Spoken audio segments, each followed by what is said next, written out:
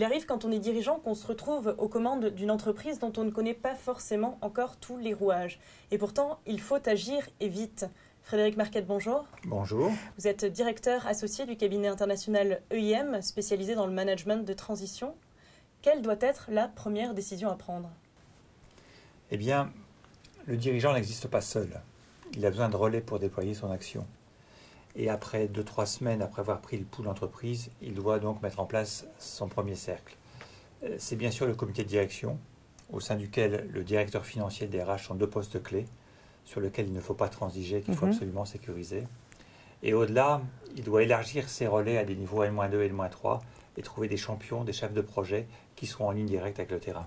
Donc choisir son codir, sécuriser les postes clés, mais alors comment on fait? On fait avec les mêmes ou on fait table rase du passé? Clairement, il faut privilégier les équipes internes. Ce sont celles qui connaissent l'entreprise, qui connaissent son fonctionnement, qui connaissent son histoire. Et d'une façon générale, mieux vaut éviter d'arriver en colonisateur. En revanche, s'il y a des maillons défaillants hostiles, il ne faut pas hésiter à s'en séparer très rapidement. Le premier regret exprimé par les dirigeants, et j'en fais moi-même partie, c'est d'avoir trop hésité avant de se séparer d'un collaborateur dont on pouvait pressentir qu'il constituerait un frein ou une opposition au projet de changement. Et alors comment et surtout sur quels critères fait-on ce choix de se séparer ou non de ses collaborateurs?